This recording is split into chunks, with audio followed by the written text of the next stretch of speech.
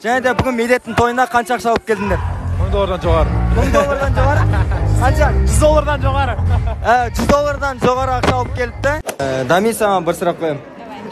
Түнде қаншада жатасың және таңертең нешеде тұрасың? Шыныңды айтшы только. Түнгі 2-де жатамын, 11-де тұрамын. Медет досым үйленген қалай екен? Өр түрлі қасында біреу жатады. Абылайхан қай жылы дүниеге келді? Білмеймін рас. Жарайды, Қазақстанның тұңғыш президенті кім? Нұрсұлтан Әбішұлы Назарбаев.